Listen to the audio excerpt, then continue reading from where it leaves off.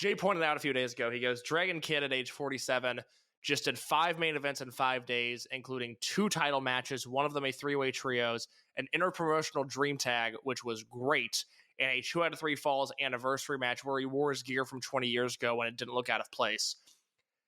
The answer to this question is not predicated on, is this a realistic chance of happening?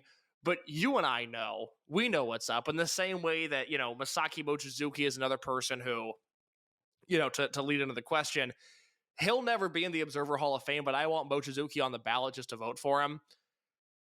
Should Dragon Kid be on the Wrestling Observer Newsletter Hall of Fame ballot? Yes. It is something where, on top of everything, as someone who at this time does not have a ballot, but does have an interest in accurate representation of pro wrestling here, I think that we are entering a scenario where, more often than not, there might be one Dragon System member of the Hall of Fame. And it's probably going to be Shingo Takagi, as we just have a home run from Adolis Garcia, making it 6-0, Texas Rangers bottom second. Wow. But it is something where I think that there are a lot of people who, just because of who Dave talks to, as we've experienced the last 15 months, who he doesn't talk to, that aren't getting full up and down shots. And I think Dragon Kid, especially for all of you Joshi fans, and I know we like to poke fun like this, if you want to talk about outside of Joshi wrestling, that genre, who is the most influential modern wrestler for that style, it is Dragon Kid. And that alone, I think we are talking influence. We're talking about someone who had back-to-back years as Wrestling Observer Move of the Year 24 years ago. And that's not on top of his legacy, his match catalog there. I think I'm talking myself into that. I think that he's a no-doubter Hall of Famer, and that any Wrestling Hall of Fame that does not have him in it is one lesser, frankly. Well, yeah, it's just, he's been a relevant wrestler in the scope of mainstream wrestling for 25 years now, because again, you go back to the Move, the Dragon Rana that, certainly sold a hell of a lot of bootleg Toryumon tapes back in the day and inspired a lot of people. He's the focal point of the Blood Generation versus Do Fixer 6-man tag from Supercard of Honor.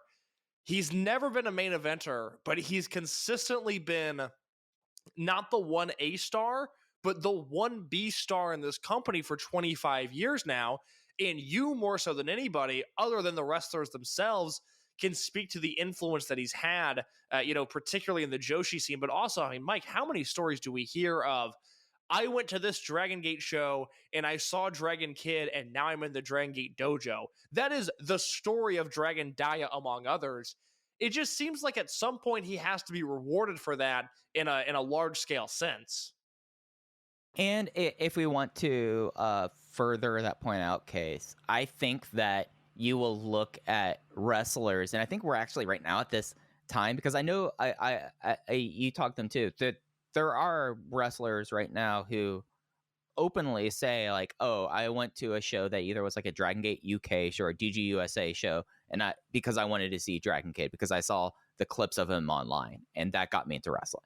It's not just one genre or one aspect of the scene. It is someone that, he was on WCW Monday Nitro. And it's almost a shame that he was on it in his worst form in that way. But it is something where, like, just to get to my overall point, I think that there is a school of Dragon System wrestlers that deserve an up and down vote. And if you are going to be a Hall of Fame that has a Japan category, there is a reality that if you even are someone who is negatively saying towards the Dragon System or Lucha S, that it is now the style that it dominates wrestling. It is the style that if you turn on TV right now as we're recording and watch WWE NXT or AEW Dynamite Title Tuesday, it's not a evolution of territorial style. It's not NWA Crockett style. It's not WWF main event style Bruno Sammartino versus what other heel that they had brought into Madison Square Garden. It's Lucha House. And the person that more often than not I hear has, like, inspired people coming out of that style is Dragon Kid. And if you're going to have a Hall of Fame that's supposed to have Japanese pro wrestling, and you don't have the person who probably is the greatest example of the predominant wrestling style in the world today, then your Hall of Fame is complete failure.